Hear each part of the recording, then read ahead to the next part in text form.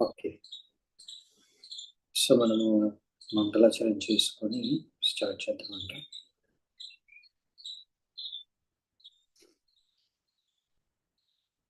ఓం అజ్ఞానతిమిరాంధస్య జ్ఞానాంజనశలాకయా చక్షురున్మిలితం येन తస్మై శ్రీగురవే నమః.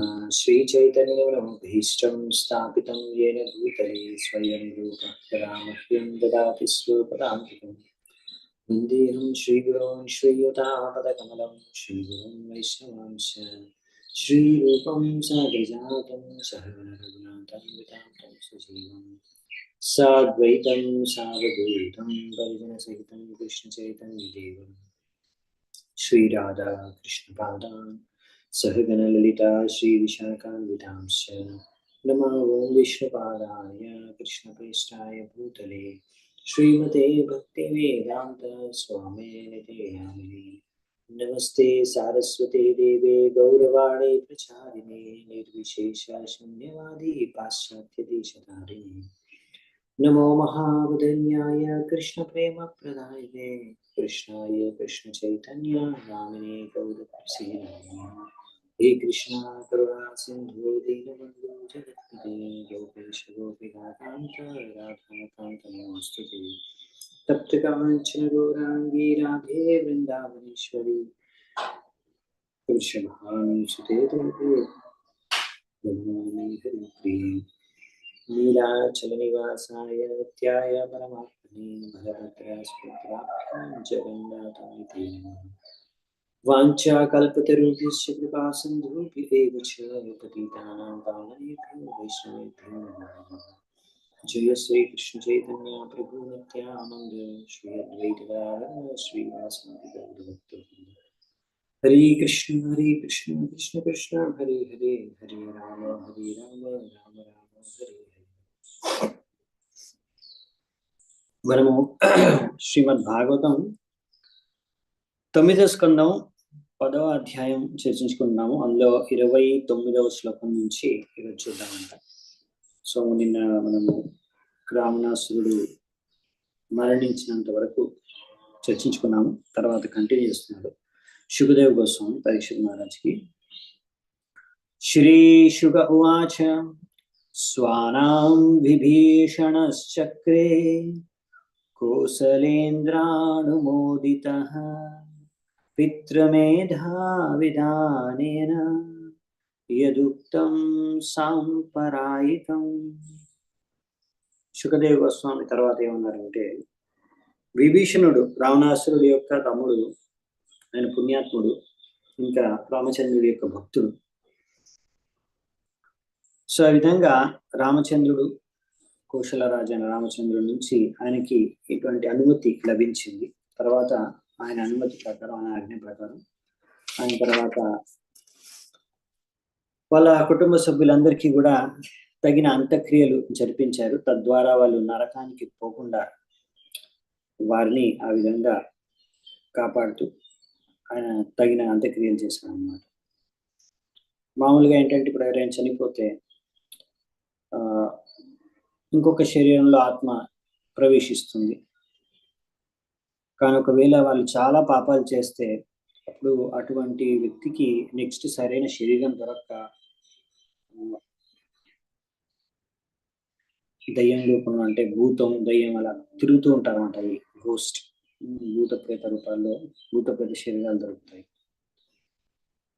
సో ఆ విధంగా ఇలా ఒక చనిపోయిన వ్యక్తికి భూత ప్రేత అటువంటి భయంకరమైన గతి శరీరం దక్కకుండా ఉండడానికి ఇలా చనిపోయినప్పుడు అంత్యక్రియ లేకపోతే శ్రాద్ధ శర్మని చేస్తారనమాట శాస్త్రాల అనుసారంగా. సో రావణాసురుణ్ణి రాముడు చంపిన తర్వాత ఇంకా అతను నరకానికి పోయే అవకాశం ఉంది అతను చేసిన పాపాలకి. కాకపోతే రామచంద్రుడు విభీషణుడు చెప్పాడనమాట, నీవు చనిపోయిన నీ అన్నయ్యకి మిగతా వాళ్ళందరికీ కూడా తగిన అంత్యక్రియలు జరిపించు, అంత్యక్రియలు చేయను, శ్రాద్ధం అవన్నీ చేయను. సో అందుకనే ఈ విధంగా మనం చూడొచ్చు, అలా రామచంద్రుడు రావణాసురుడి పట్ల ఎంతో దయ చూపించాడు ఆయన చనిపోయిన తర్వాత కూడా. నెక్స్ట్ 30వ శ్లోకం. తతో దదర్శ భగవాన్ అశోకావనికాశ్రమే శ్యామాం స్వవిరహ వ్యాధిం శింశపామూలమాశ్రితాం. తర్వాత ఇంకా రామచంద్రుడు సీతాదేవిని చూశారు. అక్కడ ఆమె అశోక వాటికలో, ఆ అశోక వాటికలో, అశోకవనంలో ఆమె ఒక చెట్టు కింద కూర్చుందనమాట. ఆ చెట్టు పేరు వచ్చేసి ట్రీ నేమ్డ్ శింషపా అనే చెట్టు కింద చిన్న గూడు కట్టుకొని అక్కడ కూర్చొని ఉందన్నమాట. ఆమె ఇంకా చాలా బక్కగా చిక్కిపోయింది అనమాట. ఈ విధంగా విరహంతో, భగవంతుడి నుంచి విరహం ద్వారా ఆమె అలా చిక్కిపోయింది అనమాట బెంగతో. రామ ప్రియతమాం భార్యాం దీనాం వీక్ష్యాన్వకంపత ఆత్మసందర్శనాహ్లాదం వికసన్ముఖ పంకజాం. సో ఆ విధమైన పరిస్థితిలో చూసి భగవంతుడు రామచంద్రుడికి చాలా దయ కలిగింది. సో అలా రామచంద్రుడు ఆమె ముందుకి ఎప్పుడైతే వెళ్ళాడో ఆమె అలా తన భర్తను చూసి ఎంతో ఆనందపడిపోయింది. ఎలాగైతే ఒక కమలం పువ్వు విచ్చుకొని ఆనందంతో వ్యక్తం చేస్తుందో అలా ఆమె ఆనందంతో ఆమె యొక్క ముఖం కూడా వెలిగిపోయిందంట సీతాదేవి. 32వ శ్లోకం. ఆరోప్యారురుహే యానం భ్రాతృభ్యాం హనుమద్యుతః విభీషణాయ భగవాన్ దత్వా రక్షో గణేశతాం లంకామాయుష్య కల్పాంతం యయౌ చీర్ణావ్రతః పురీ.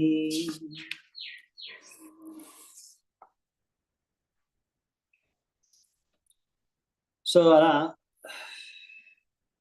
విభీషణుడికి రాక్షసుల్ని పరిపాలించడానికి లంకలో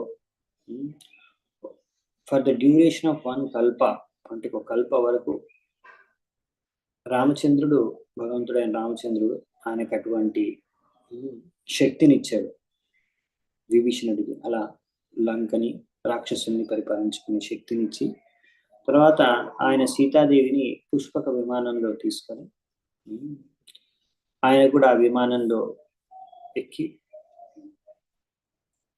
ఎందుకంటే ఇప్పుడు ఆయన వనవాసం యొక్క సమయం 14 సంవత్సరాల వనవాసం యొక్క సమయం ముగిసింది కనుక ఇప్పుడు ఆయన కూడా అయోధ్యకి తిరిగి వెళ్ళడానికి హనుమంతుడు, సుగ్రీవుడు ఇంకా లక్ష్మణుడితో సహా బయలుదేరారట పుష్పక విమానంలో. అవకీర్యమాణః సుకుం స్మైర్ లోకపాలార్పితైపతి ఉపగీయమాన చరితః శతధృత్యాదివిర్ముదా. అలా ఎప్పుడైతే రామచంద్రుడు తన యొక్క రాజధాని అయిన అయోధ్య నగరికి చేరుకున్నారు, అలా అక్కడికి అయోధ్యలోకి దగ్గరికి రాగానే అక్కడ దారిలో అందరూ కూడా ఆయనకి గొప్పగా స్వాగతం పలికారు. ఆ విధంగా చాలా మంది ఆయనకి పువ్వులతో వర్షం కురిపించారు. ఇంకా బ్రహ్మ ఇంకా ఇత్యాది దేవతలందరూ కూడా ఆనందంతో రాముడి యొక్క గుణమహిమల్ని గానం చేశారు. గోమూత్ర యావకం శ్రుత్వా భ్రాతరం వల్కలాంబరం మహాకారుణికో తప్య జటిలం స్థండిలేశయం. ఇలా అయోధ్యకు చేరుకోగాని రామచంద్రుడు విన్నాడు. ఈ విధంగా భరతుడు ఆయన లేని సమయంలో ఇలా రాజ్యం నుంచి వనవాసంలో ఉన్నప్పుడు, రాముడు అలా వనవాసం ఉన్నంత కాలం అలా భరతుడు ఆయన బార్లే వండుకొని దాంట్లోనే బార్లేలో కౌయూరిన్ అంటే గోమూత్రాన్ని కలుపుకొని, ఉడికిన బార్లేలో గోమూత్రాన్ని కలుపుకొని తినేసి ఆయన ఇన్ని రోజులు కూడా ఆయనగా చెట్టు యొక్క బార్క్, చెట్టు యొక్క బయట కవరింగ్ ని వస్త్రాలుగా ధరించి, హెయిర్ ని కూడా అలాగే జుట్టును కూడా ఎలాగైతే రామచంద్రుడు ఉన్నాడు అడవిలో కత్తిరించుకోకుండా అలాగే జటగా పెట్టుకొని కుష యొక్క మ్యాట్ చాప పైనే పడుకున్నాడంట. ఇలా విని రామచంద్రుడు ఎంతో బాధపడ్డాడంట. అంటే భరతుడు ఇలా ఇన్ని రోజులు కూడా ఆయన కూడా ఇలా కఠోరమైన తపస్సు చేశాడనమాట. నెక్స్ట్ 35 నుంచి 38 శ్లోకాలు ఉన్నాయి. భరతః ప్రాప్తమాకర్ణ్య పౌరామాత్యా పురోహితైః పాదుకే శిరసిన్యస్య రామం ప్రత్యుదయతో ప్రజం నందిగ్రామాత్ స్వశిబిర గీతవాదిత్ర నిశ్వసనైః బ్రహ్మఘోషేణ చ ముహుః పటద్భిర్బ్రహ్మవాదిభిః స్వర్ణకక్ష పతాకాభిః హైమైశ్చిత్రధ్వజైర్వ్రతైః సదశ్వై రుక్మసన్నాహైః భటైః పురటవర్మభిః శ్రేణిభిర్వారముఖ్యాభిः వృత్యైశ్చైవ పదానుగైః పారమేష్ట్యాన్యుపాదాయ పణ్యాన్యుచ్చావచాని చ పాదయోర్న్యపతత్ప్రేమ్ణా ప్రక్లిన్నా హృదయేక్షణః. ఎప్పుడైతే ఇలా భరతుడికి తెలుసుకున్నాడు, ఆయనకు తెలిసి వచ్చిందో ఇలా రామచంద్రుడు తిరిగి అయోధ్యకు వస్తున్నాడని, సో వెంటనే ఆయన భగవంతుడి యొక్క పాదుకల్ని తన తలపైన పెట్టుకొని ఆ నంది గ్రామంలో ఎక్కడైతే అతను నివసిస్తున్నాడో అయోధ్యకు అవతల గ్రామంలో అక్కడి నుంచి ఆయన నడుచుకుంటూ తలపైన రాముడి యొక్క పాదాలను పెట్టుకొని తలపైన నడుచుకుంటూ వచ్చేసాడు.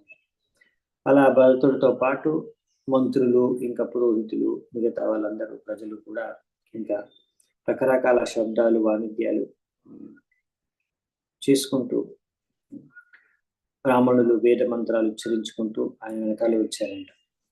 ఆ విధంగా మంచి మంచి రథాలు, మంచి మంచి గుర్రాల ద్వారా, అందమైన గుర్రాల ద్వారా రోప్, గోల్డెన్ రోప్, బంగారు రోప్తో, తాళ్లతో అలంకరించిన రథాలని తీసుకొని జెండాలతో ఉన్న ఇంకా చాలా గోల్డ్, బంగారంతో అలంకరించిన రథాన్ని, రకరకాల జెండాలతో ఉన్న రథాన్ని తీసుకొని వచ్చారంట. ఈ విధంగా సైన్యం కూడా వచ్చిందంట. ఎంతో బంగారు యొక్క ఆర్మర్ ధరించి ఈ విధంగా చాలా మంది ఇంకా సేవకులు, వక్కలు తీసుకొని, అలాగే ఎంతో మంది అందమైన వైశ్యులు వీళ్ళందరూ వచ్చారంట. ఇంకా వాళ్ళ వెనకాల ఎంతో మంది సేవకులందరూ కూడా కాలి నడుపుతూ వచ్చారు. అలా గొడుగు తీసుకొని వచ్చారు, చామర తీసుకొని వచ్చారు, ఇంకా రకరకాల వజ్రాలు తీసుకొని వచ్చారు.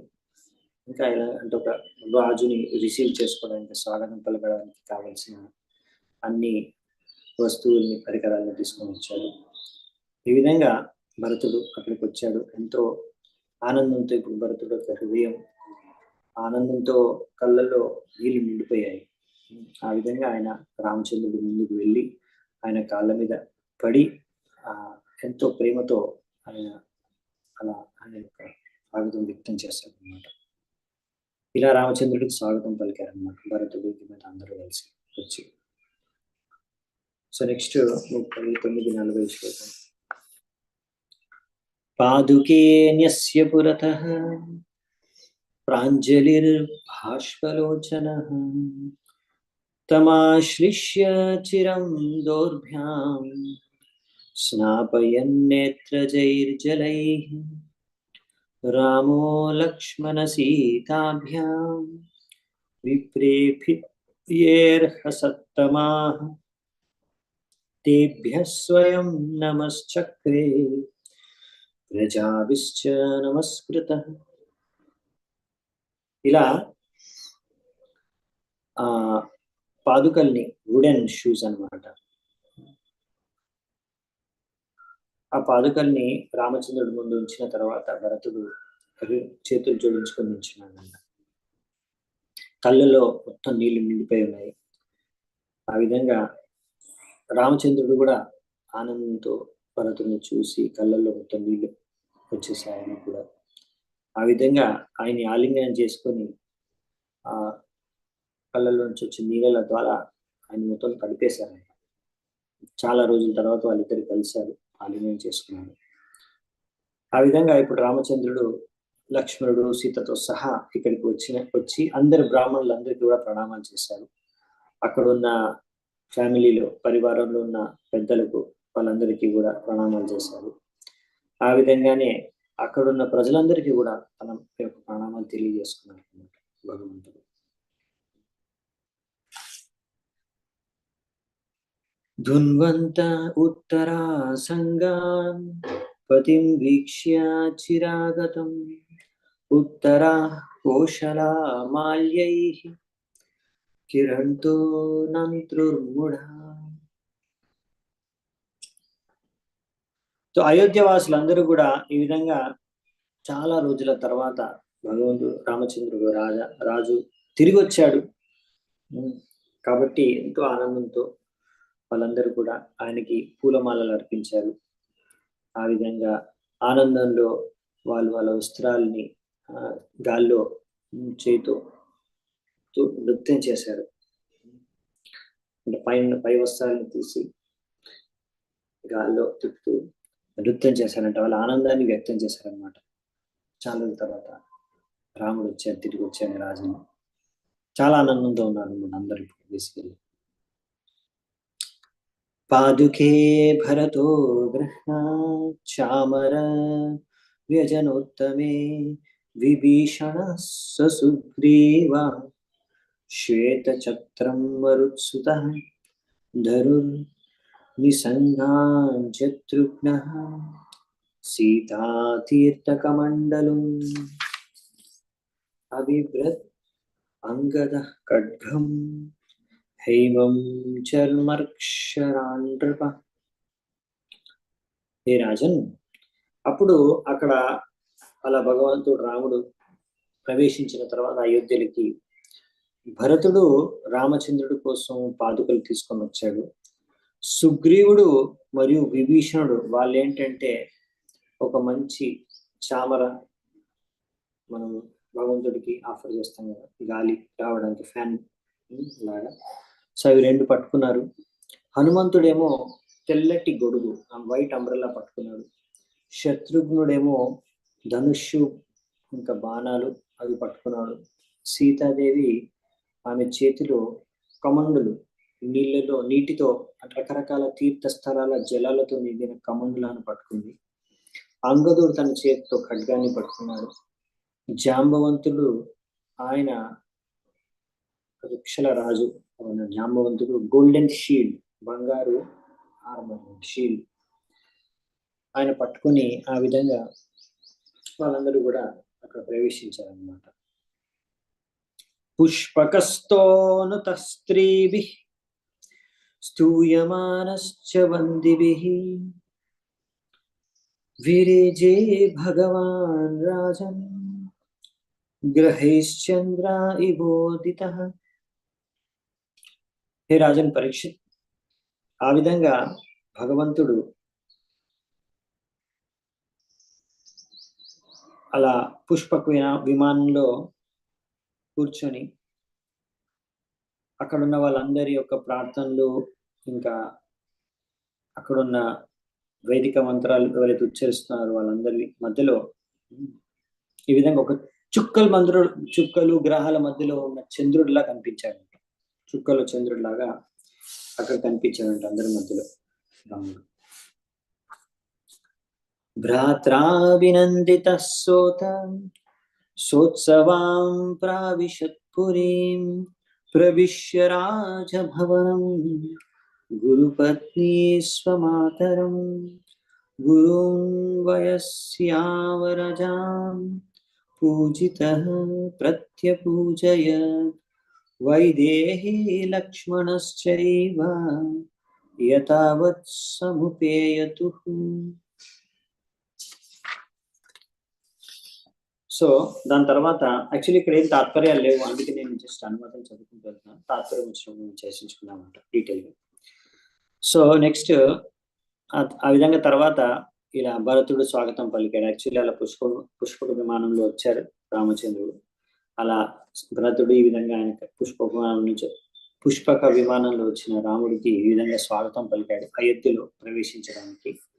సో అందరూ అలా ఉత్సవం జరుపుకున్నారు ఆ టైంలో. ఆ విధంగా ఎప్పుడైతే ఆయన ఆ విధంగా రామచంద్రుడు ఇంకా రాజ్యంలోకి ప్రవేశిస్తున్నప్పుడు రాజమహల్లోకి ఆయన తన తల్లి కైకేయితో సహా ఇంకా మిగతా దశరథు యొక్క భార్యలందరికీ కూడా కౌశల్యతో సహా తన యొక్క సొంత తల్లికి అందరికీ కూడా ప్రణామాలు అర్పించారు. అలాగే తన గురువులకైన వశిష్ఠులకి కూడా ప్రణామాలు అర్పించారు. ఇంకా తనతో సమానమైన వయస్సు గల మిత్రులందరితో కూడా ఎంతో మైత్రితో వ్యవహరించారు. ఇంకా ఆయనకన్నా చిన్న వయసులో ఉన్న వాళ్ళందరూ కూడా రాముడిని పూజించారు. ఈ విధంగా అందరి యొక్క ఆదాన ప్రదానంతో అందరితో ఆదాన ప్రదానం చేసుకుంటూ, అలాగే లక్ష్మణుడు సీతాదేవి కూడా వాళ్ళందరూ కలిసి రాజమహల్లోకి ప్రవేశించారంట. పుత్రాన్ స్వమాతరస్తాస్తు ప్రాణాం స్తన్వ ఇవోత్థితాః ఆరోప్యాంకే విషించంత్యో బాష్పోగేర్విజహుక్షుచౌ. ఈ విధంగా ఎప్పుడైతే వాళ్ళు చూశారు అంటే తల్లులు అందరూ ముగ్గురు తల్లులు ఇలా రాముడు లక్ష్మణుడిని భరతుడిని శత్రువుని వాళ్ళు చూడగానే వాళ్ళందరూ కూడా ఎలా అంటే వాళ్ళ చేతన లేని స్పృహ తప్పిపోయి పడిపోయిన శరీరంలో మళ్ళీ చేతన వచ్చి ఎలా నిలబడుతుందో అలా నిలబడ్డారంట. ఆ విధంగా వాళ్ళందరూ అంటే ఇప్పుడు ఎంతో వాళ్ళు మళ్ళీ జీవం వచ్చేసిందన్నమాట, ప్రాణం వచ్చేసినట్టు అయిపోయిందన్నమాట వాళ్ళందరికీ. ఇలా వాళ్ళ నలుగురు పుత్రులను చూసిన తర్వాత ఆ తల్లులందరూ కూడా ఆ యొక్క వాళ్ళ పుత్రుల్ని వాళ్ళ ఒళ్ళో పెట్టుకొని ఇలా కన్నీళ్లతో వాళ్ళని తడిపేశారంట. ఈ విధంగా వాళ్ళు ఎన్నో రోజుల నుంచి ఎంత దుఃఖాన్ని ఏదైతే అనుభవించారో విరహంలో, సో ఆ దుఃఖం అంతా ఇప్పుడు తొలగిపోయింది అన్నమాట. 48వ శ్లోకం. జటా నిర్ముచ్య విధివత్ కులవృద్ధై సమం గురుః అభ్యసించత్యతైవేంద్రం చతుస్సింధు జలాదిభిః. అప్పుడు వాళ్ళ కులుగురువు పురోహితుడు అయిన వశిష్ఠులు ఏం చేశారంటే, వశిష్ఠులు ఇంకా రామచంద్రుడు ఇంత జట పెంచుకున్నారు కదా జుట్టు ఇన్ని రోజులు అడవిలో ఉంది, సో ఆ జటనంతా కూడా క్లీన్ షేవ్ చేసేసారంట. ఆ విధంగా ఆ జట నుంచి ఇప్పుడు ఆయనకి ముక్తి కలిగిపోయింది.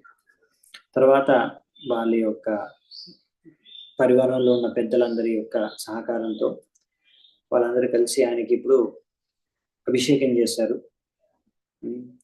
4 సముద్రాల నుంచి తీసుకొచ్చిన జలాలు ఇంకా రకరకాల వస్తువులతో ఎలాగైతే ఇంద్రుడికి అభిషేకం జరుగుతుందో అలాగే రాముడికి కూడా అభిషేకం చేయించారంట.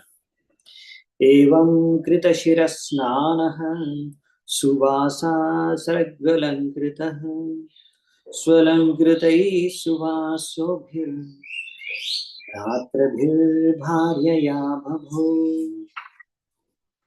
అలా రామచంద్రుడిని సంపూర్ణంగా అభిషేకం చేసి స్నానం చేయించి తల అంతా క్లీన్ గా షేవ్ చేసేసి ఆయనకి ఎంతో అందమైన వస్త్రాలు ధరించి రకరకాల ఆభరణాలతో ధరించి పూలమాలు వేసి ఈ విధంగా ఆయన ఇప్పుడు మొత్తం వాళ్ళ రాముడు తన యొక్క తమ్ముళ్లతో సహా ఇంకా తన భార్యతో సహా ఎంతో చక్కగా మొత్తం డ్రెస్ శృంగారం అంతా చేసుకొని ఉన్నారంట.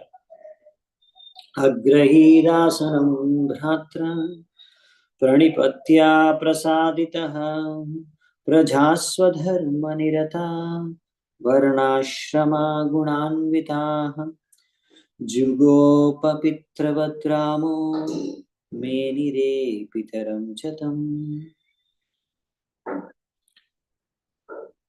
సో ఆ విధంగా భరతుడి యొక్క సంపూర్ణమైన శరణాగతి ద్వారా ఎంతో ఆనందం చెందిన రాముడు తర్వాత ఆయన సింహాసనం పైన కూర్చున్నాడు, రాజసింహాసనం పైన.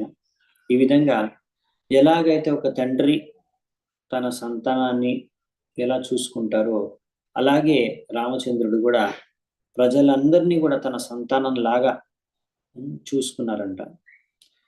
ఈ విధంగా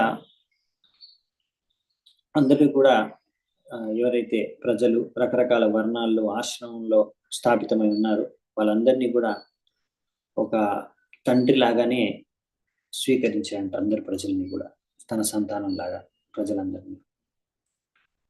సో ఇప్పుడు ఒక విషయం ఇక్కడ స్టార్ట్ అవుతుంది, ఇలా రాముడు పరిపాలించారు. ఈ విషయం ఇక్కడ కొంచెం డీటెయిల్ గా చెప్పారు భాగవతంలో. చాలా మందికి ప్రభుపాద రాసిన రామరాజ్యం అంటే చాలా ఫేమస్, ఇష్టం, అందరూ అంటారు మళ్ళీ రామరాజ్యం ఉండాలి, అలా రావాలి అని కూడా కొంతమంది పొలిటికల్ నేతలు కూడా అంటూ ఉంటారు, అవునా? కాకపోతే రామరాజ్యం కావాలనుకుంటారు కానీ రాముడిని మాత్రం కావాలనుకోరు, రాముడు చెప్పిన విషయాల్ని మాత్రం వినరు, పట్టించుకోరు. సో అలా రాముడిని పట్టించుకోకుండా రామరాజ్యం ఎలా దొరుకుతుంది? రాముడు లేకుండా రామరాజ్యం అనేది ఉండదు, భగవంతుడు లేకుండా భగవంతుడి ధామం అనేది ఉండదు. కాబట్టి అలా రాముడిని పూజించకుండా, రాముడి మాట వినకుండా రామరాజ్యం కావాలనుకుంటే దొరకదు, ఆ యొక్క కోరిక ఎప్పుడు నెరవేరదని చెప్తాను ప్రభుత్వం. అందుకనే ఇక్కడ ఒకటి సరైన మంచి గవర్నమెంట్ ఎప్పుడు సంభవిస్తుందంటే, ఎప్పుడు సంభవం అంటే ఇలా ప్రజలు మరియు గవర్నమెంట్, ప్రభుత్వం, ప్రజలు మరియు ప్రభుత్వం మధ్యలో సంబంధం ఎలా ఉండాలంటే ఇలా తండ్రి ఇంకా పిల్లలు ఎలా అయితే రామచంద్రుడు ఇంకా తన ప్రజలతో ఎలా సంబంధం ఉందో అలా ఉండాలి. అప్పుడే మంచి గవర్నమెంట్ ఉండే అవకాశం, ప్రభుత్వం బాగా ఉండే అవకాశం ఉంటుంది. ఎలాగైతే తండ్రి పిల్లల్ని చూసుకుంటారో రామచంద్రుడు అలాగే చూసుకున్నాడు ప్రజల్ని. సో అందుకనే ప్రజలు కూడా అలా రామచంద్రుడు అంత చక్కగా వాళ్ళని చూసుకుంటారు కాబట్టి వాళ్ళందరూ కూడా ఆ రామచంద్రుడి యొక్క మాట వినేవారు. రామచంద్రుడిని తన తండ్రి లాగానే వాళ్ళందరూ కూడా స్వీకరించారు. కాబట్టి ఇలా ప్రభుత్వం మరియు ప్రజల యొక్క మధ్య సంబంధం తండ్రి కొడుకుల మధ్య ఉన్న సంబంధం వంటిది అన్నమాట, అలా ఉండాలి అని చెప్తున్నారు ఇక్కడ. సో ఎప్పుడైతే ప్రజలు అంటే ఇప్పుడు ఇక్కడ ఎప్పుడైతే ఒక పరివారంలో పిల్లలు ఎవరైతే ఉన్నారో కొడుకులు, వాళ్ళు చాలా మంచి శిక్షణ పొంది తల్లి తండ్రులు ఇద్దరికీ కూడా ఎంతో చక్కగా వాళ్ళ మాట విని నడుచుకుంటే ఎలా ఉంటుందో, అప్పుడు అలాగే తండ్రి కూడా ఎంతో యోగ్యతమైన వ్యక్తి అయి ఉండి తన పిల్లల్ని ఎంతో చక్కగా చూసుకుంటే ఎలా ఉంటుందో అదే ఇక్కడ చెప్తారనమాట. అలా యాక్చువల్లీ సంబంధం ఉండాలి. అంటే గవర్నమెంట్, ప్రభుత్వం కూడా ప్రజల్ని బాగా చూసుకోవాలి. అలాగే అప్పుడు ప్రజలు కూడా ప్రభుత్వంతో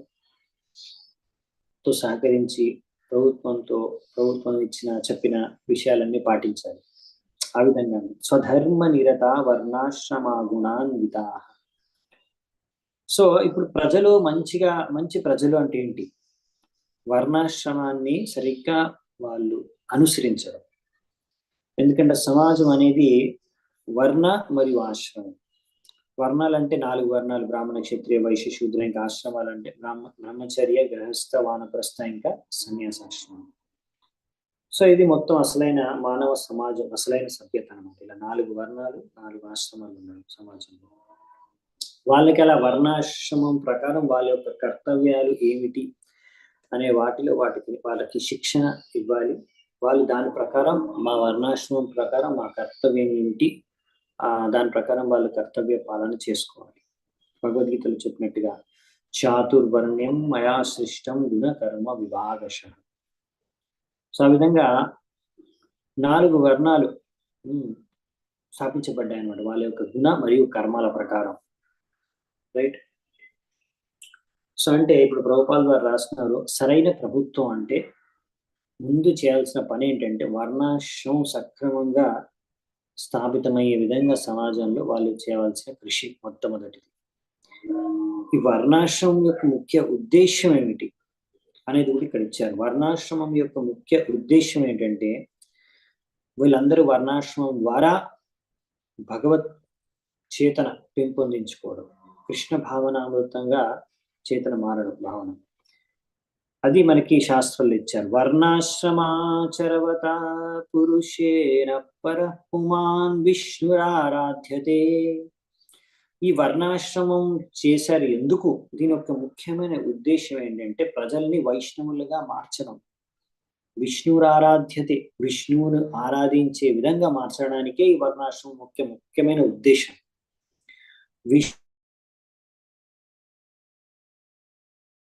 పూజిస్తారు, అప్పుడే ప్రజలు వైష్ణవులుగా మారుతారు. అంటే వైష్ణవులు అంటే ఎవరు? విష్ణువుని భగవంతుడిగా పూజించేవారు. సో ఆ విధంగా ప్రజల్ని ఇలా వైష్ణవులుగా తీర్చిదిద్దే ఒక సిస్టమే వర్ణ మరియు ఆశ్రమం. ఈ వర్ణాశ్రమం అంటే ఏం లేదు, వైష్ణవులుగా మార్చే ఉద్దేశంతో నిర్మించిన సిస్టమ్ అన్నమాట. ఈ ఉద్దేశమే అది. కాబట్టి ఇలా రామచంద్రుడి సమయంలో అందరూ కూడా ఈ వర్ణాశ్రమ యొక్క విలువల ప్రకారం వాళ్ళ కర్తవ్యాలలో కర్తవ్య పాలనలో అందరూ శిక్షణ పొంది ఉన్నారు అన్నమాట. అంటే అందరికీ తెలుసు మేము మా వర్ణాశ్రమం ప్రకారం ఎలా నడుచుకోవాలి, తద్వారా విష్ణువుని భగవంతుని ఎలా ఆరాధించుకోవాలి అనే విషయంలో వాళ్ళందరికీ శిక్షణ లభించి వాళ్ళు ఆ విధంగానే నడుచుకుంటారంట. ఇది ఎందుకు చాలా ఇంపార్టెంట్ అంటే వాళ్ళు సొంతంగా నడుచుకుంటారు, వాళ్ళకి ఎవరు ఫోర్స్ చేయట్లేదు. ఇప్పుడు ప్రభుపాల్ గారు చెప్పేది ఏంటంటే ఇక్కడ చాలా ఇంపార్టెంట్ పాయింట్ చెప్తున్నారు, ప్రాక్టికల్ పాయింట్ సమాజంలో.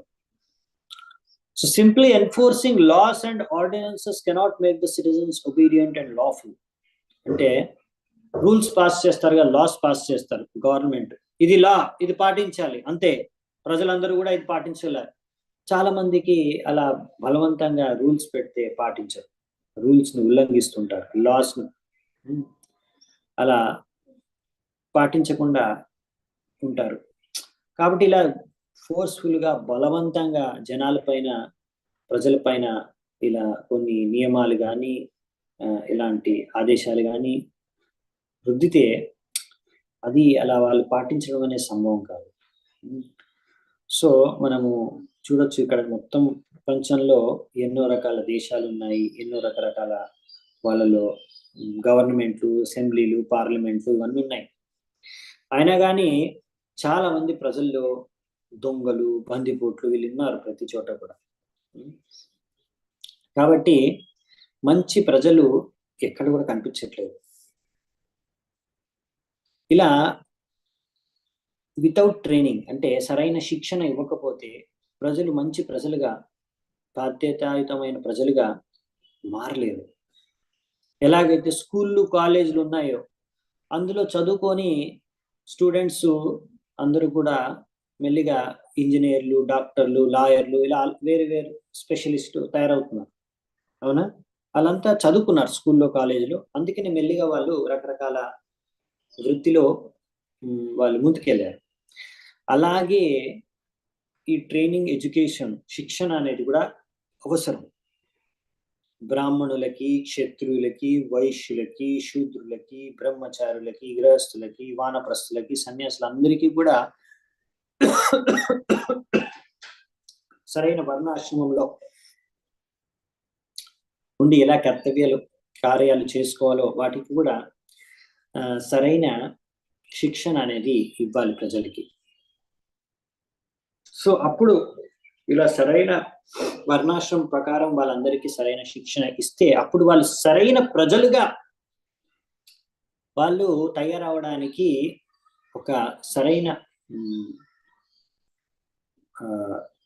ప్లాట్ఫామ్ అన్నమాట, కండిషన్ తయారవుతుంది. అంటే మినిమం ఏంటంటే వాళ్ళు వర్ణాశ్రమ ధర్మం ఏంటి, వర్ణాశ్రమ ధర్మం ప్రకారం ఇలా నేను ఎలా నడుచుకోవాలనే విషయంలో వాళ్ళకి శిక్షణ కలిగి ఉండాలి. అప్పుడు వాళ్ళు సరైన ప్రజలు, నాగరికులుగా అయ్యే అవకాశం ఉందన్నమాట.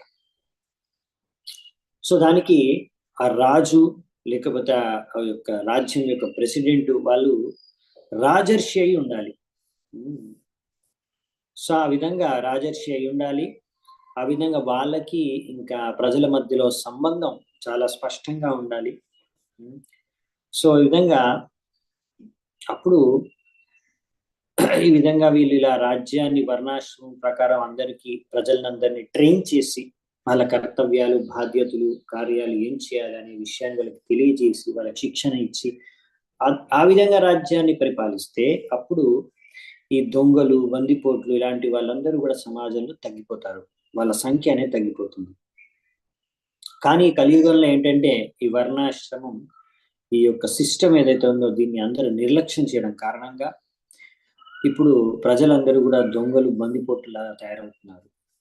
ఇప్పుడు ఉన్న డెమోక్రసీ అంటే ఇప్పుడున్న ప్రజాతంత్రం ఏదైతే ఉందో, ప్రజాస్వామ్యం ఏదైతే ఉందో ఇప్పుడు సిస్టమ్, డెమోక్రసీ అనే సిస్టమ్, అందులో ఏమవుతుందంటే ఒక దొంగ ఇంకో దొంగను దోచుకోవడం, ఇలా ఇలా ఒకరినొకరు దోచుకోవడం కారణంగా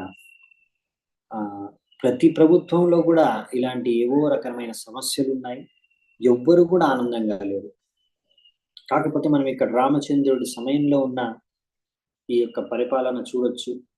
అప్పుడు ఈ విధంగా ఇప్పుడు కూడా ప్రజలు ఆ ఉదాహరణని అనుసరిస్తే, అప్పుడు సరైన రామచంద్రుడిని అనుసరిస్తే అప్పుడు సరైన పరిపాలన, మళ్ళీ సరైన ప్రభుత్వం సమాజంలో ఈ యొక్క ప్రపంచంలో ఏర్పడే అవకాశం ఉంది. అంటే ఇలా రాముడి సమయంలో ఎలా పరిపాలించారో రాముడు, ప్రజలు వాళ్ళందరూ కూడా అలా ఇప్పుడు ప్రభుత్వం, ప్రజలు కూడా అలా అనుసరిస్తేనే మళ్ళీ యాక్చువల్లీ సమాజం సరిగ్గా తయారవుతుంది. రాముడు ఉన్న సమయంలో రామరాజ్యం లాగా. అంటే రాముడిని అనుసరిస్తే అప్పుడు రామరాజ్యం అనేది నెలకొల్పొచ్చు అనమాట. రాముడు చెప్పింది, రాముడు చేసింది అనుసరించకుండా మాకు రామరాజ్యం కావాలి, కాకపోతే రాముడు ఏం చేశాడు, రాముడు ఏం చెప్పాడు మాకు సంబంధం లేదు అని మాకు రామరాజ్యం కావాలంటే అది అలా లభించదు అనమాట. సో అది ఇక్కడ బేసికలీ చెప్పింది ఏంటంటే, సో ఇక్కడ బేసికల్లీ రామాయణం, మహాభారతం, ముఖ్యంగా రామాయణంలో కూడా మీరు చూస్తే అక్కడ యాక్చువల్లీ వర్ణాశ్రమం ఎలా సమాజంలో పనిచేస్తుంది అనే విషయం గురించి భాగవతంలో చాలా చోట్ల చెప్పారు, భగవద్గీతలో కొన్ని చోట్ల చెప్పారు కృష్ణుడు.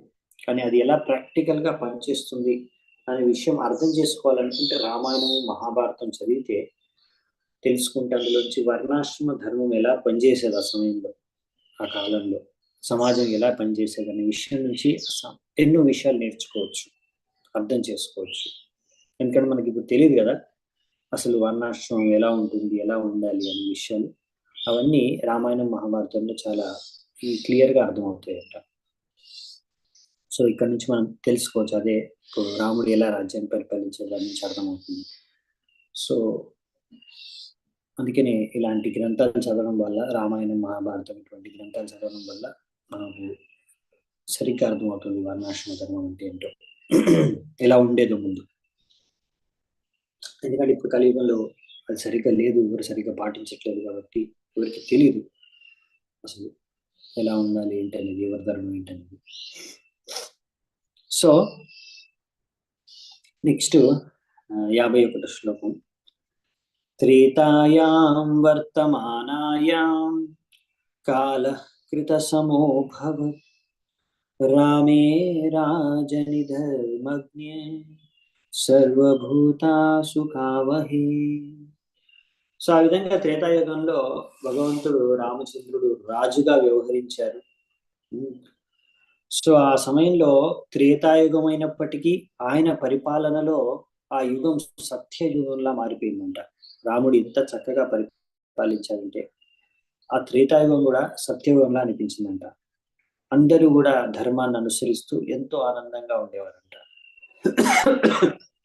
సో మీ అందరికీ తెలుసు 4 యుగాలు ఉన్నాయి, సత్య, త్రేత, ద్వాపర, కలియుగం. సో 4 యుగాల్లో అన్నిటికన్నా వరస్ట్ యుగం అంటే ఈ కలియుగమే, అన్నిటికన్నా చెత్త యుగం అంటే. సో ఆ విధంగా చెప్పేది ఏంటంటే అప్పుడు అలా వర్ణాశ్రమం అంత చక్కగా అమల్లో చేశారు కాబట్టి రాముడు త్రేతాయుగం కూడా సత్యయుగం లాగా మారిపోయింది. అంటే ప్రభుపాల్ ద్వారా రాశారు ఏంటంటే, అందుకే తాత్పర్యంలో ఒకవేళ వర్ణాశ్రమ ధర్మాన్ని మళ్ళీ తిరిగి సమాజంలో ప్రవేశపెట్టి సరిగ్గా సమాజం అంతా కూడా వర్ణాశ్రమం ప్రకారం ఒకవేళ శిక్షణ ఇచ్చి నడిపితే ఈ కలియుగంలో కూడా సత్యయుగం వంటి మళ్ళీ ఆ వాతావరణాన్ని సృష్టించవచ్చు, మళ్ళీ ఒక సత్యయుగాన్ని తీసుకురావచ్చు కలియుగంలో కూడా అని చెప్తున్నారు. ఇంకా హరే కృష్ణ మూమెంట్, ఈ హరే కృష్ణ ఆందోళన ఏదైతే ఉందో, ఇస్కాన్ కృష్ణ భావనామృతం సంఘం ఏదైతే ఉందో, ఈ యొక్క ఇస్కాన్ అంతర్జాతీయ కృష్ణ భావనామృతం సంఘం యొక్క ముఖ్య ఉద్దేశం ఇదే అని రాస్తున్నారు. కలేర్దోషే నిధే రాజన్ అస్తి ఏకో మహాన్ గుణ కీర్తనాదేవ కృష్ణస్య ముక్త సంఘ పరం వ్రజేత్. హే రాజన్, ఈ కలియుగంలో, ఈ శ్లోకం యొక్క అర్థం ఏంటంటే, ఈ కలియుగంలో ఎన్నో దోషాలు ఉన్నాయి. కలే దోషే నిధే రాజన్, ఈ దోషాల ఒక నిధి. ఈ కలియుగంలో అన్ని దోషాలే ఉన్నా ఒక మంచి గుణం ఉంది కలియుగంలో. అదేంటంటే కీర్తనాదేవ కృష్ణస్య, కృష్ణుడి కీర్తన చేయడం మాత్రాన, హరికృష్ణ కీర్తన మహామంత్రం జపం చేయడం ద్వారా ఒక వ్యక్తి ముక్త సంఘ పరం రజేత్, ఈ భౌతిక బంధనాల నుంచి ముక్తి పొంది భగవద్ధామానికి తిరిగి వెళ్ళిపోగలడు. కాబట్టి ఇక్కడ చెప్పేది ఏంటంటే ప్రభుపాదుల వారు, ఈ కలియుగంలో కూడా ఈ జనాలు, ఒకవేళ ప్రజలు ఈ సంకీర్తన ఆందోళనానికి ఎవరైనా స్వీకరిస్తే, హరే కృష్ణ మహామంత్రాన్ని జపం చేస్తే, వాళ్ళు తప్పకుండా కలియుగంలో ఉన్నా కానీ దాని యొక్క దోషాలు కల్మషాల నుంచి ముక్తులైపోతారు. ఆ విధంగా ఈ కలియుగంలో అయినా సరే ఉన్న వాళ్ళు సత్యయుగంలో ఉండే ప్రజల్లాగా ఆనందంగా ఉంటారు. ఇప్పుడు ఇక్కడ చెప్పారు కదా, రామచంద్రుడి సమయంలో సత్యయుగం లాగా మారిపోయింది, అందరూ ప్రజలు కూడా ధర్మాన్ని అనుసరించి ఎంతో చక్కగా ఆనందంగా ఉన్నారు. సో ఇక్కడ చెప్పేది ఏంటంటే ప్రభుపాదుల వారు, అలాగే మళ్ళీ కలియుగంలో కూడా మనం చేయాలనుకుంటున్నాము. సో అలా వర్ణాశ్రమాన్ని అనుసరిస్తే ఇలా జరిగే ఫలితం, మెయిన్ ఎందుకు వర్ణాశ్రమ ధర్మాన్ని అనుసరించాలి, గోల్ మనం అర్థం చేసుకోవాలి. గోల్ ఏంటంటే మళ్ళీ మనందరూ ధర్మాన్ని అనుసరించి, ఆ ధర్మాన్ని అనుసరించడం అంటే ఏంటి, ఫైనల్ గా విష్ణుని, భగవంతుడి కృష్ణుని ఆరాధించుకొని ఫైనల్ గా ఆనందంగా ఉండడం, అదే ఆనందానికి మార్గం. సో చెప్పేది ఏంటంటే ఇక్కడ ప్రభుపాదుల వారు, మీరు తాత్పర్యానికి బాగా అర్థం చేసుకుంటే ఆ ఉద్దేశం మనం కూడా మళ్ళీ ఫైనల్ గా కావాల్సింది ఏంటి, అందరూ భగవంతుడికి భక్తులుగా మారాలి, అందరూ హరే కృష్ణ మహామంత్రం జపం చేసుకోవాలి, అదే ధర్మము. ఆ ధర్మాన్ని ఒకవేళ అనుసరిస్తే భగవంతుడిని ఆ విధంగా ధర్మానుసారంగా కలియుగ ధర్మం చేసి భగవంతుడిని ఆరాధించుకోవడానికి సంకీర్తన మార్గం. సంకీర్తనం చేసుకుని అందరూ కూడా భగవంతుడు హరే కృష్ణ మహామంత్రం జపం కీర్తన చేసుకొని భగవంతుడిని ఆరాధించుకోగలిగితే అప్పుడు అందరూ కూడా ఆనందాన్ని పొందగలరు, మళ్ళీ ఆ సత్యయుగం అనే వాతావరణం అనేది సృష్టించబడుతుంది. సో ఇది ముఖ్యమైన ఉద్దేశం. సో ఇదే మనం ముఖ్యమైన లక్ష్యం అన్నమాట. అలా ఎవరైనా సరే ఎక్కడైనా సరే ప్రపంచంలో చాలా సునాయాసంగా ఈ హరే కృష్ణ మహామంత్రాన్ని జపించవచ్చు, కీర్తన చేయొచ్చు. దీనికి ఏ నియమాలు, ఏమి అడ్డంకిలు, ఏ రూల్స్ రెగ్యులేషన్స్ ఏమి లేవు. ఎక్కడున్నా సరే వాళ్ళు ఏ పరిస్థితుల్లో ఉన్న హరే కృష్ణ జపం చేసి ఇంకా ఆ పాపయుక్తమైన పాపాల జీవితం నుంచి ముక్తి పొందవచ్చు. ఎంత పాపాత్ముడైనా సరే అతను వెంటనే పాపాలన్నీ కూడా త్యాగం చేయలేకపోయినా సరే అతను హరే కృష్ణ మహామంత్రాన్ని శ్రద్ధతో భక్తితో జపం చేయడం మొదలు పెడితే మెల్లిమెల్లిగా అన్ని పాప కార్యాలు వదిలేస్తాడు, అన్ని పాపాల నుంచి ముక్తుడైపోతాడు, తన జీవితం ధన్యమైపోతుంది. పరం విజయతే శ్రీకృష్ణ సంకీర్తనం. సో ఇదే ఇక్కడ రామచంద్రుడు యొక్క వరం ఇదే. ఈ భగవంతుడు రామచంద్రుడే, అవునా, ఈ కలియుగంలో అంట భగవంతుడే గౌరసుందరుడు అంటే శ్రీ చైతన్య మహాప్రభు రూపంలో వచ్చాడు ధర్మాన్ని స్థాపించడానికి. అప్పుడు రామచంద్రుడు అలా వర్ణాశ్రమ ధర్మాన్ని స్థాపించి మళ్ళీ తిరిగి సత్యయుగాన్ని, అటువంటి వాతావరణాన్ని తీసుకొచ్చాడు. ముఖ్యమైన ఉద్దేశం ఏంటంటే అలా ఇక్కడ సత్యయుగాన్ని తీసుకురావడము, వర్ణాశ్రమ ధర్మాన్ని పాటించాడు, అది సక్సెస్ఫుల్ అయ్యింది అంటే దానికి మెయిన్ ఉద్దేశం అంటే అందరూ ధర్మాన్ని పాటించి ఆ ధర్మాన్ని పాటించిన కారణంగా అందరూ ఆనందంగా ఉన్నారు. ఇది ప్రిన్సిపల్ అనమాట. ఈ విషయాన్ని మనం బాగా అర్థం చేసుకోవాలి. చాలా మంది ఏంటంటే ప్రిన్సిపల్ ని అర్థం చేసుకోరు, డీటెయిల్స్ బాగా అర్థం చేసుకుంటారు, ప్రిన్సిపల్ మర్చిపోతారు. అంటే ఏంటంటే కొట్లాడుకుంటూ ఉంటారు. ఓ వర్ణాశ్రమ ధర్మం ప్రకారం ఇలా ఉండాలి, ఇలా కూర్చోవాలి, ఇలా లేవాలి, ఇలా పని చేయాలి, ఇలా పని చేయకూడదు, ఇలా డ్రెస్ వేసుకోవాలి, అలా డ్రెస్ వేసుకోకూడదు.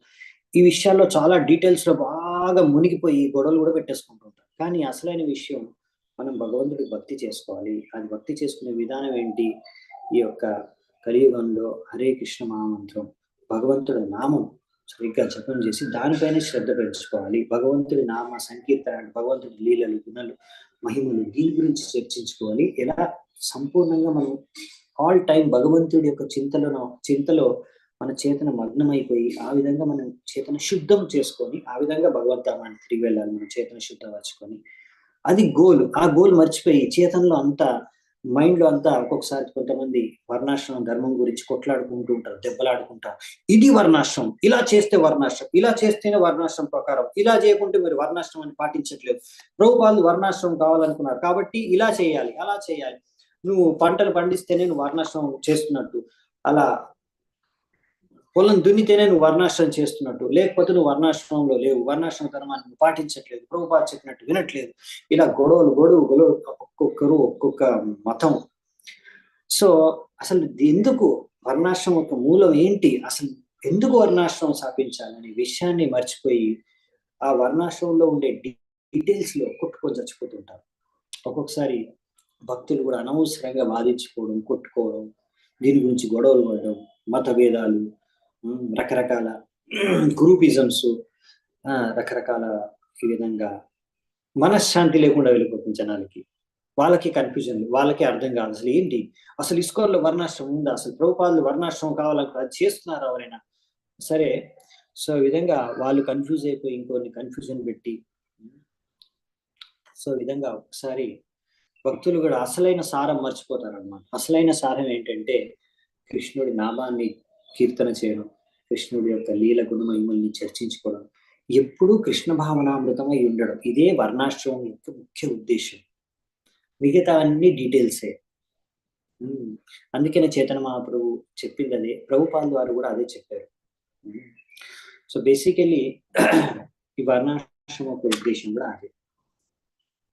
సో బేసికలీ ఏంటంటే మనము భక్తి చేసుకుంటే, భక్తి ఇలా హరినామాన్ని కీర్తన జపం ఇవన్నీ బాగా చేసుకోగలిగితే అప్పుడు మీరు వర్ణాశ్రమం యొక్క ఉద్దేశాన్ని మీరు పూర్తి చేసినట్టే. ఎందుకంటే వర్ణాశ్రమం యొక్క ఉద్దేశం ఏంటంటే మీరు ఫైనల్ గా బాగా భక్తి చేసుకోగలగాలి భగవంతుడికి, ఇలా ఈ ధర్మాన్ని కలియుగ ధర్మమైన సంకీర్తనాన్ని చేసుకోగలగాలి.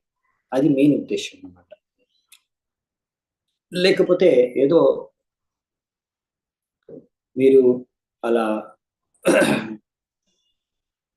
చెప్తారు కదా, వేరే ఏ కార్యాలు చేసినా సరే మీరు సంకీర్తన భగవంతుడికి భక్తి చేసుకోకపోతే అవన్నీ వేరే సిస్టమ్, ఏ సిస్టమ్ అయినా సరే అంత వేస్ట్ అన్నమాట, దానికి ప్రయోజనం లేదు.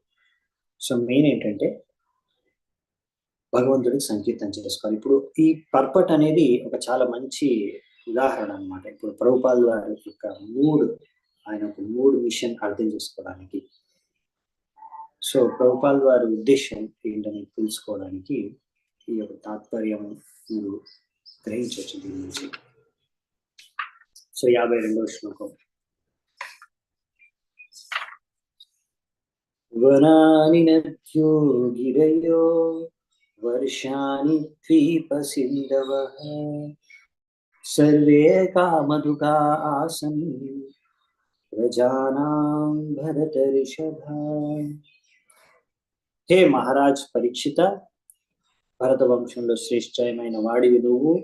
ఈ విధంగా రామచంద్రుడి సమయంలో ఆయన పరిపాలనలో వనాలు అంటే అడవులు, జలాశయాలు అంటే నదులు,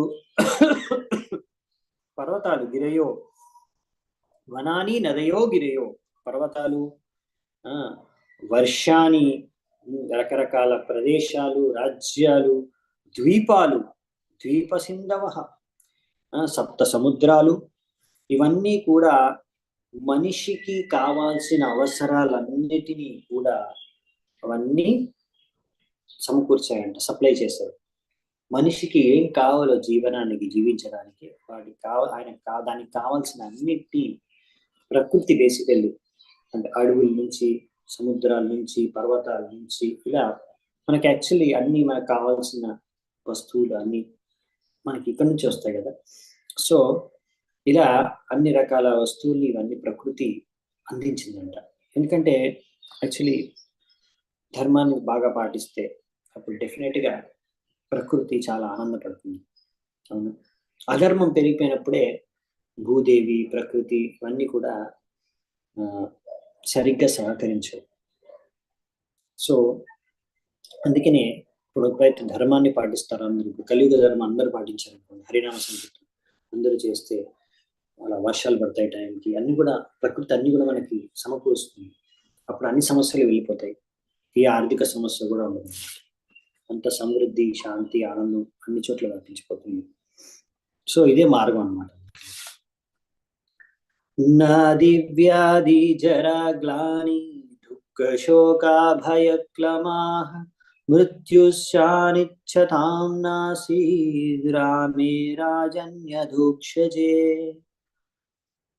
ఎప్పుడైతే రామచంద్రుడు భగవంతుడు ఈ యొక్క ప్రపంచానికి మొత్తం రాజై పరిపాలించారు, అప్పుడు అందరి శారీరక మానసిక సమస్యలు, రోగాలు అన్నిటి నుంచి వాళ్ళు ముక్తి పొందారంట.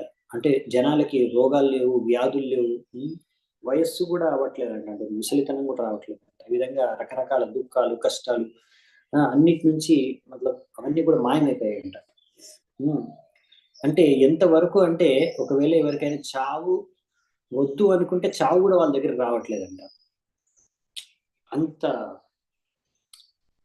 అలాంటి సమయం అన్నమాట అది. అలాంటి స్వర్ణయుగం ఆ సమయంలో, సత్యయుగం. అటువంటి సమయం అప్పుడు కొనసాగిందంటే రాముడి యొక్క పరిపాలనలో. ఇదంతా ఎందుకు అంటే రాముడు పరిపాలిస్తున్నాడు కనుక ఇదంతా అలా జరిగింది. అదే ఇప్పుడు చెప్తున్నారు ప్రభుపాల్ గారు. అలాంటి పరిస్థితి మళ్ళీ మనం తిరిగి తీసుకురావగలం ఈ యొక్క కలియుగంలో. ఈ కలియుగం అన్ని చెత్త యుగం అని చెప్పారు కదా, 4 యుగాల్లో అన్నిటికన్నా చెత్త యుగం అని. అయినా కానీ ఈ కలియుగంలో కూడా భగవంతుడు వచ్చాడు. ఈ రూపంలో కలికాలే నామ రూపే కృష్ణ అవతార్. సో కృష్ణుడు కలియుగంలో ఇలా నామరూపంలో వచ్చాడు. హరే కృష్ణ మహామంత్రం రూపంలో. ఒకవేళ మనం ఆ హరే కృష్ణ మహామంత్రాన్ని అపరాధం లేకుండా జపం చేస్తే ఈ కలియుగంలో కూడా అలా రాముడు, కృష్ణుడు ఉపస్థితమవుతారు. తద్వారా మళ్ళీ ఎలాగైతే రాముడు రాజ్యంలో the Kingdom of Rama was immensely popular and beneficial, ఎలా ప్రఖ్యాతి చెందిన రామరాజ్యం ఉందో రాముడి సమయంలో, అదే విధంగా ఒకవేళ మనం ఈ హరే కృష్ణ ఉద్యమాన్ని మనం వ్యాపిస్తే, దీన్ని ఈ ఉద్యమం ద్వారా, ఈ హరే కృష్ణ మంత్రం యొక్క ప్రచారం ద్వారా మళ్ళీ అటువంటి పరిస్థితినే ఈ కలియుగంలో కూడా తీసుకురావచ్చు. సో కలియుగంలో మళ్ళీ తిరిగి రామరాజ్యం వంటి పరిస్థితిని తీసుకురావాలంటే ఏం చేయాలంటే హరే కృష్ణ మహామంత్రాన్ని, సంకీర్తనాన్ని ప్రచారం చేయాలి. ఇలా ఇస్కాన్ ఏవైతే కార్యాలు చేస్తుందో, ప్రచార కార్యాలు, వాటిని ఇంకా ఇంకా ఇంకా ఇంకా ఇంకా ఆ ప్రచారాన్ని పెంచడానికి మన వంతు సహాయం, మన వంతు ప్రచారంలో ఆ భాగస్వామి, అంటే మన వంతు ప్రయత్నం మనం చేయాలన్నమాట. సో ఏదో ఒకటి ప్రచారం కోసం ఎంతో అంత మనం మన సైడ్ నుంచి ఏదో అంత కాంట్రిబ్యూషన్ చేయాలి.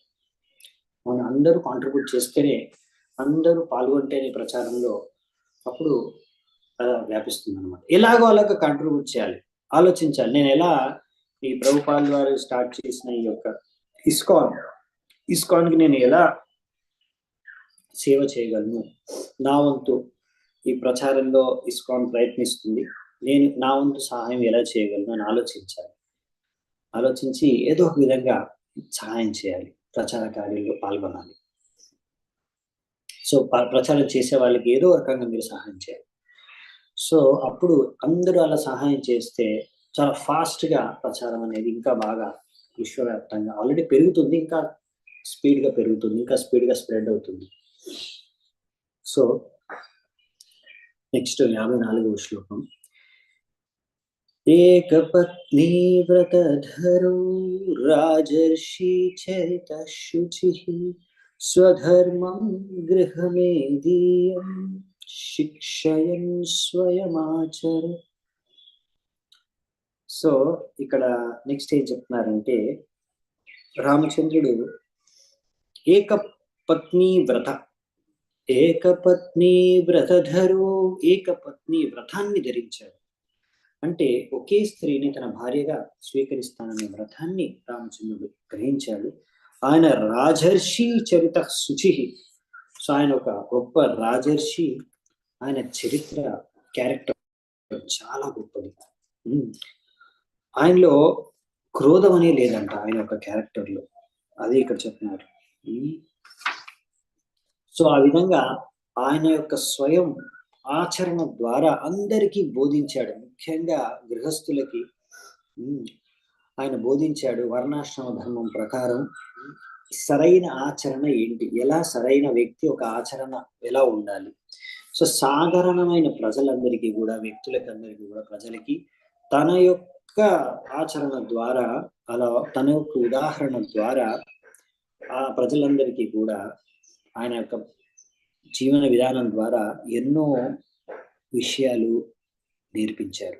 ఎలా జీవించాలి అనే విషయం ముఖ్యంగా గృహస్థులకు నేర్పించారట.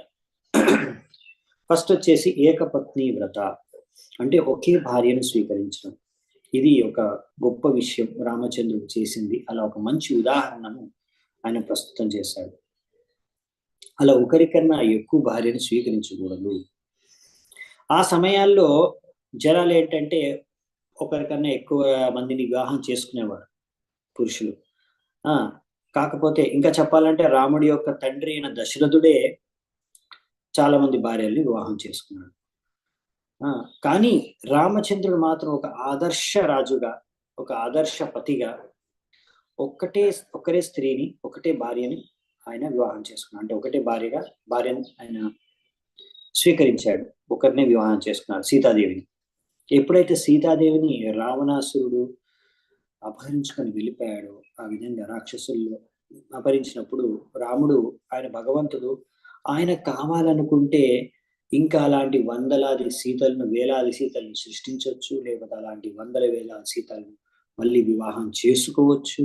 కాకపోతే ఎలా ఒక ఏకపత్ని వ్రత ఎలా ఆయన ధరించాడో, ఎలా అలా ధరించేప్పుడు తన యొక్క భార్య పట్ల ఎలా ఆయన కూడా ఫెయిత్ఫుల్, శ్రద్ధాపూర్వకంగా ఉండాలి.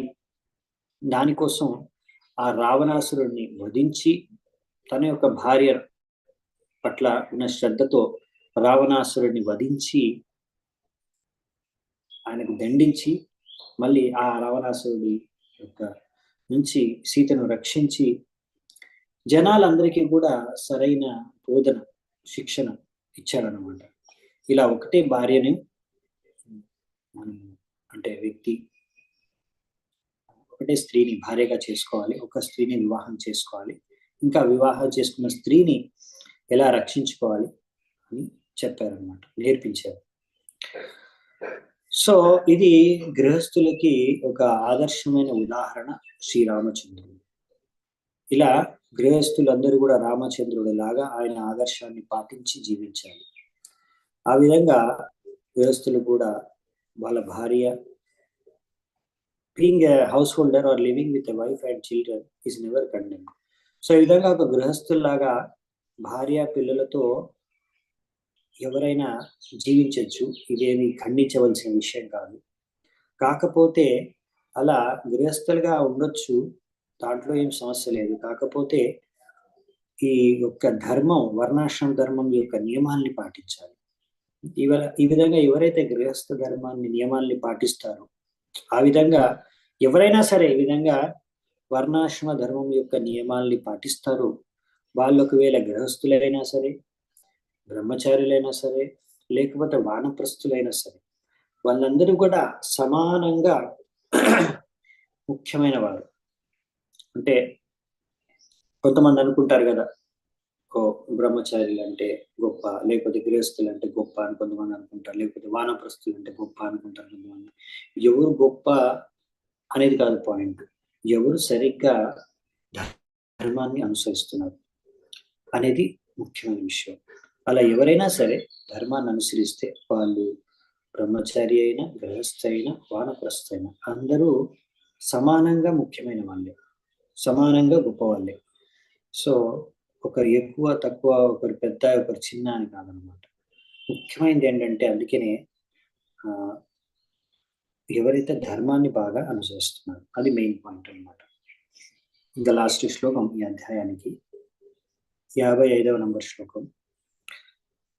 ప్రేమ్నానువృత్యా శీలేన ప్రశ్రయావనతా సతి ధియా హ్రియా చ భావాజ్ఞా భర్తు సీతాహరం మనః. సీతాదేవి ఎంతో అణిగిమణిగి ఎంతో శ్రద్ధతో సిగ్గుతో పతివ్రత నారి అన్నమాట. అలా ఆమె ఎప్పుడు కూడా తన భర్త యొక్క భావాన్ని స్వభావాన్ని ఆయన విధానాన్ని అర్థం చేసుకొని ఆయన ఆలోచన విధానాన్ని అర్థం చేసుకొని తగ్గట్టుగా నడుచుకునేది అనమాట. ఆ విధంగా ఆమె కూడా తన చరిత్ర, తన ప్రేమ, తన సేవ ద్వారా ఆమె భగవంతుడి యొక్క రామచంద్రుడి యొక్క మనస్సుని ఆమె ఆకర్షించింది. సో ఇప్పుడు బేసికల్లీ ఈ యొక్క అధ్యాయం కంక్లూజన్ లో రాముడి యొక్క చరిత్ర ఎంత గొప్పది, ఒక పురుషుడికి ఒక గృహస్థుడికి ఎలా రాముడిని ఆదర్శంగా తీసుకొని జీవించాలో చెప్పారు లాస్ట్ శ్లోకంలో. అలాగే సీతాదేవి కూడా అలాగే ఒక ఆదర్శ స్త్రీ, ఒక ఆదర్శ పత్ని, ఒక ఆదర్శమైన భార్య. సో ఎలాగైతే రామచంద్రుడు ఒక ఆదర్శ భర్తను, ఏకపత్ని వ్రతుడు, అలాగే సీతాదేవి సీతామాత కూడా ఒక ఆదర్శ గృహిణి, ఆదర్శ భార్య అన్నమాట. అలా ఒక ఆదర్శ భర్త, ఆదర్శ భార్య ఉంటే అలాంటి వారి యొక్క కలయిక ద్వారా అప్పుడు ఆ యొక్క పరివారం ఆనందంగా ఉంటుందంట. యద్యద్ ఆచరతి శ్రేష్టస్తత్తేవతరో జనః. సో ఏదైతే ఇలాంటి రాజు, ఇప్పుడు రామచంద్రుడు భగవంతుడే కాదు, ఇక్కడ రాజు కూడా ప్రజలందరికీ. సో ఆయన ఎటువంటి ఉదాహరణ ప్రస్తుతం చేస్తాడో అటువంటి ఉదాహరణనే సాధారణ ప్రజలు అనుసరిస్తారు. కాబట్టి ఇప్పుడు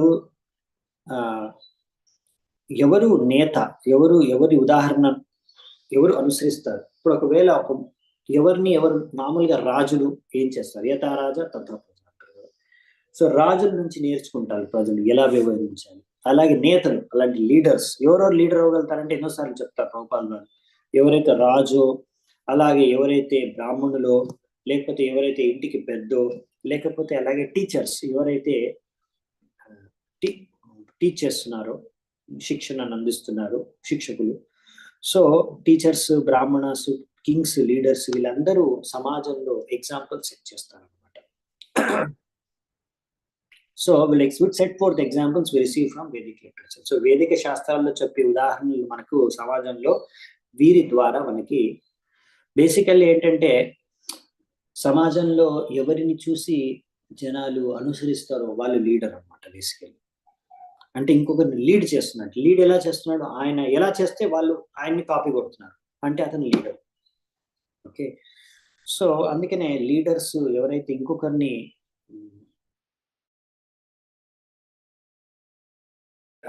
వారి యొక్క ప్రవర్తన ద్వారా వేరే వాళ్ళు ప్రభావితమై అనుసరిస్తున్నారో వాళ్ళు నేతలు, లీడర్స్ అన్నమాట. అందుకే వాళ్ళందరూ సరిగ్గా ఈ వేదిక శాస్త్రాల ప్రకారం నడుచుకుంటే అప్పుడు సమాజంలో అందరూ కూడా వాళ్ళని అనుసరిస్తే అప్పుడు ఇంకా ఈ సమాజం అంతా కూడా ఇంకా చాలా మంచి ప్రదేశం, అంటే నరకం లాగా కాకుండా ఇదే ఒక స్వర్గం లాగా మారిపోతుంది. ఈ యొక్క లోకమే స్వర్గంగా మారిపోతుంది, లేకపోతే నరకంగా మారిపోతుంది అని చెప్తున్నారు. సో దీంతో ఈ అధ్యాయం ముగుస్తుంది రామచంద్రుడి యొక్క దివ్య లీలల గురించి. సో నెక్స్ట్ రామచంద్రుడు ఎలా పరిపాలించాడు, దీనికి సంబంధించిన ఇంకా కొన్ని విషయాలు మనము వచ్చే అధ్యాయంలో చూద్దామంట. రేపటి నుంచి అది మొదలు పెడదాము. సో ఈ 10వ అధ్యాయం ఇక్కడే ముగుస్తుంది. సో ఈ రోజు నేను ఇక్కడే నిలిపి వేస్తాను. చాలా చాలా ధన్యవాదాలు. Thank you so much Srila Prabhupada.